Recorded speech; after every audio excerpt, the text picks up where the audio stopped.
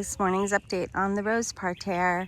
I just wanted to make sure everybody could see how happy I am with these. I have the catawba crepe myrtles. This big evergreen here to the left is a birdie juniper. And then I have my two dappled willows. And the dog's digging up my roses that I just planted, distant drums, and the gardenias. Hey guys, get out of there. Get out, Maui. And then another dappled willow and another catawba. So it's a purple crepe myrtle, and they bloom. This one apparently is later blooming, but usually they bloom somewhere in July or so. And then this is my little gem magnolia. So this whole section here is the west side of this area, and the point is to help shade some of these plants from the brutal afternoon sun, especially the roses.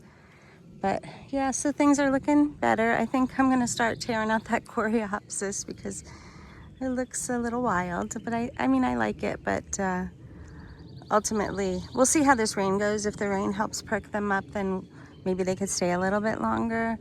But anyway, this it really makes me happy, and I love coming out here. We'll see how it goes when it becomes brutal summertime, but if I can build the trellis that I want here over this bench, then I have two Mannington mauves, ramblers that I want to grow over it, and then additional climbing roses, and I think that will help give a nice, peaceful, relaxing, and hopefully cooler space. But look at the cat and the...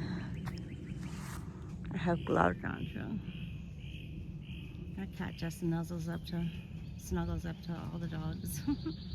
Anyway, I still have to get actually I need probably 4 more tons of the gravel, but at least it looks good for now. Happy gardening.